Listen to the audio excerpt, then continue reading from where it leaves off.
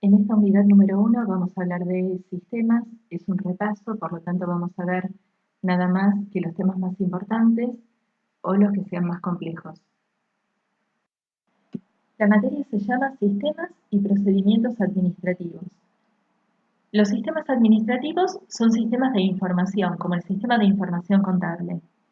En estos sistemas vamos a tener datos que ingresan y que van a estar contenidos en los diferentes comprobantes, como las facturas, los recibos, se van a procesar y vamos a obtener información útil para la toma de decisiones. Los procedimientos son pasos, instrucciones para realizar las tareas. Por ejemplo, el procedimiento de inscripción que siguieron en la facultad. Sobre los procedimientos de la organización vamos a hablar más adelante cuando veamos la parte práctica. Para tomar decisiones en la organización necesitamos información en todos los niveles de la pirámide.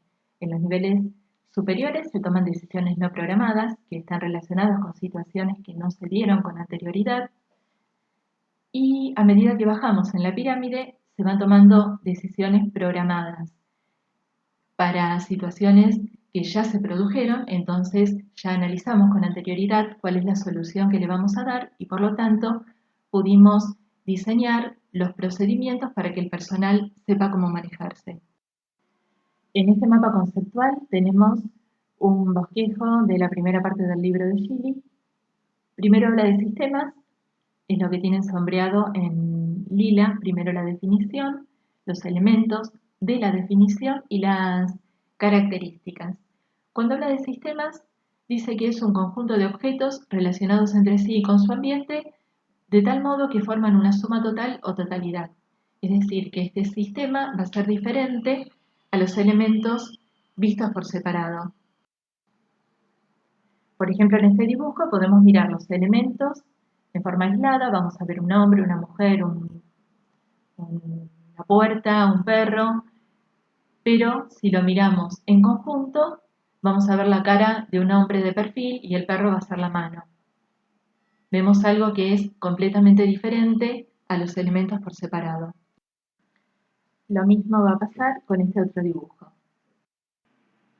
Cuando habla de sistemas, les da la definición y habla de los distintos elementos de esa definición. Uno de los elementos es la interrelación entre los distintos objetos. Miren bien la diferencia entre las relaciones simbióticas, sinérgicas y superfluas. Sobre todo entre las dos primeras, la sinergia tiene que ver con el trabajo en equipo. Se dice que cuando hay sinergia, 1 más 1 es 3, es decir que con los mismos elementos vamos a obtener un mejor resultado, porque esos elementos trabajan en equipo. No tiene que ver el ejemplo con los elementos en sí, sino con la relación que hay entre esos elementos. Por ejemplo, en el libro les habla del sector de producción y el de comercialización. Esos sectores van a tener una relación simbiótica, porque si no tengo fábrica, ventas no tienen ningún producto para vender.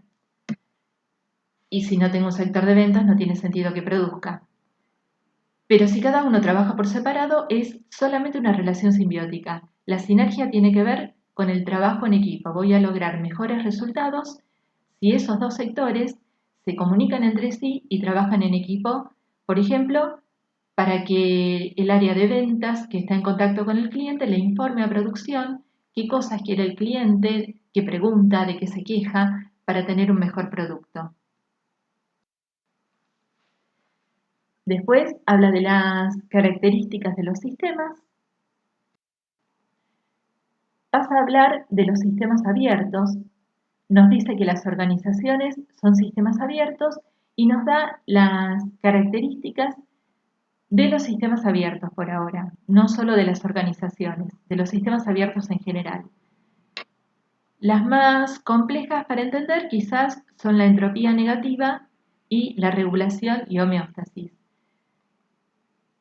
Estas 4 que están en negro, entropía negativa, diferenciación, equifinalidad, regulación y homeostasis, son inconvenientes que puede tener un sistema pero que puede solucionar gracias a que se relaciona con el ambiente. Con esto tiene que ver la idea de que es un sistema abierto. Esa relación con el ambiente le permite tener recursos del exterior para poder revertir esos problemas.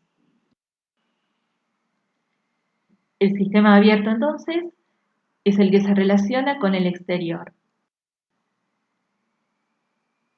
Esto ya lo conocen.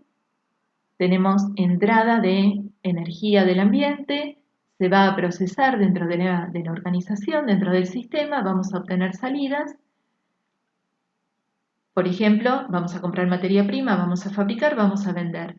Y de esa venta vamos a obtener una retroalimentación, que puede ser el ingreso por la cobranza, puede ser información que obtenemos de los comentarios de nuestros clientes, que van a ser nuevas entradas.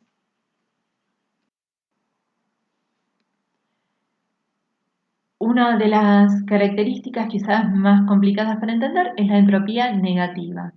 El libro les dice que la entropía es la tendencia de la organización hacia la autodestrucción. Normalmente las organizaciones tienden a tener problemas con el tiempo y a desaparecer. La entropía negativa es lo contrario, es decir, que la entropía negativa es algo positivo para la organización porque revierte esa tendencia a la autodestrucción. Gracias a que podemos obtener recursos del ambiente, podemos modificar esa tendencia. El otro complicado, la homeostasis, se refiere al equilibrio. Es como el aire acondicionado, que está controlando permanentemente, se está autorregulando, verificando cuál es la temperatura ambiente. Cuando llega a la temperatura de equilibrio, va a dejar de trabajar.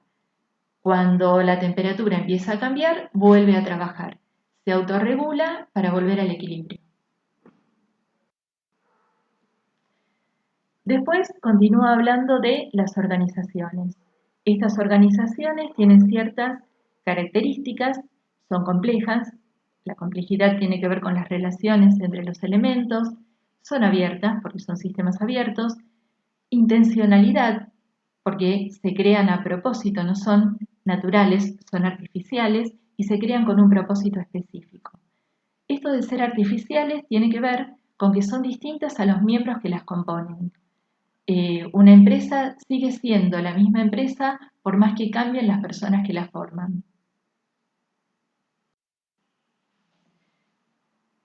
Por último, habla de el diseño de las organizaciones y de los elementos que tenemos que tener en cuenta para ese diseño. La estrategia, la estructura, la tecnología, los procesos, la gente. Todos estos elementos van a estar relacionados. Las decisiones que tomemos en estrategia van a definir qué decisiones vamos a tomar en relación a los procesos y al resto de los elementos. Esto es un ejemplo. Porter habla de 3 tipos de estrategias distintos. Liderazgo en costos. Esto significa que vamos a reducir los costos internos de la empresa para poder salir al mercado con un precio más bajo que el de mis competidores. Diferenciación significa que voy a tratar de diferenciarme de mis competidores por algún tipo de ventaja, como puede ser la calidad, como puede ser la duración del producto.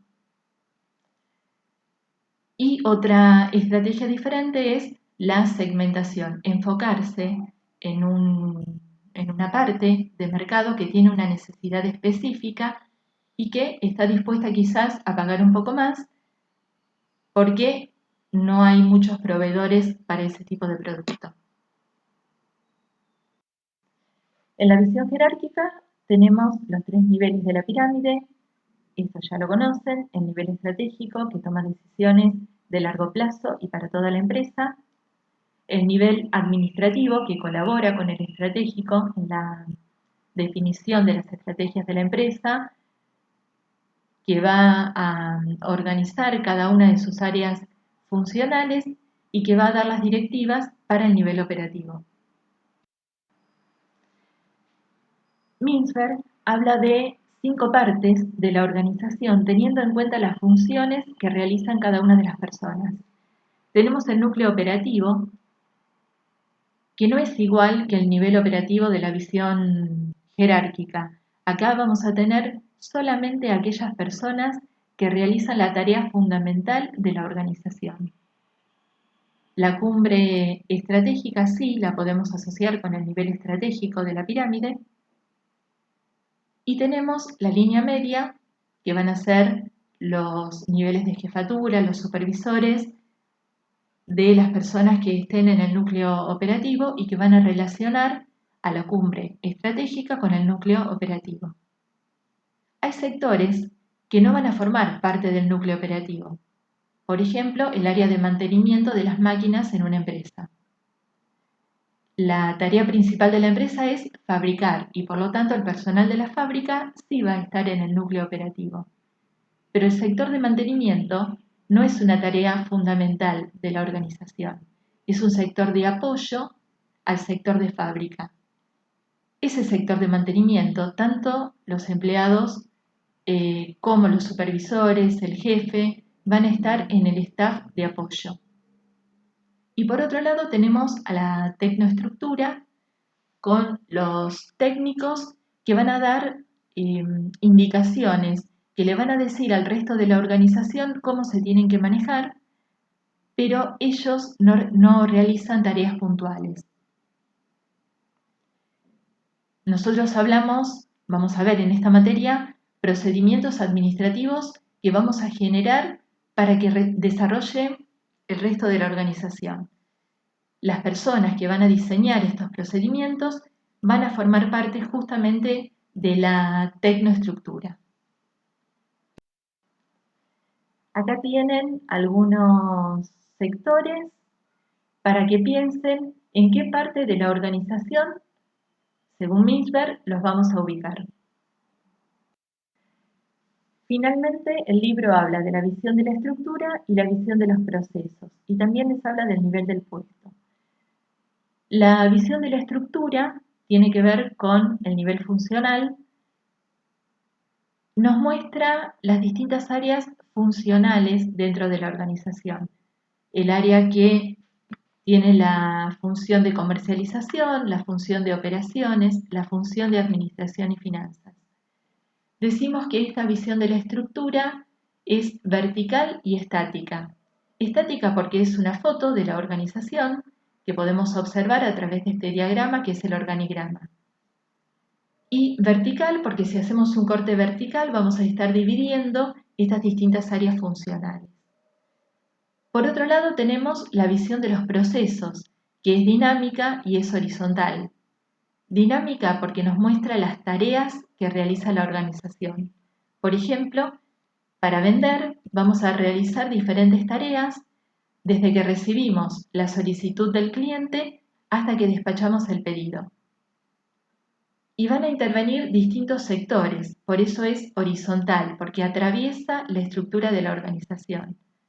Va a intervenir el área de ventas o de comercialización atendiendo al cliente, va a intervenir el área de almacenes preparando el pedido, va a intervenir el área de finanzas preparando la factura y finalmente vamos a despachar el pedido. Por último, les habla del nivel del puesto. Cada uno de estos cuadraditos que vemos en el organigrama van a definir un puesto de trabajo. Ese puesto va a estar dentro de un área funcional en la estructura, pero va a tener una tarea dentro del proceso, va a ser la intersección entre los dos.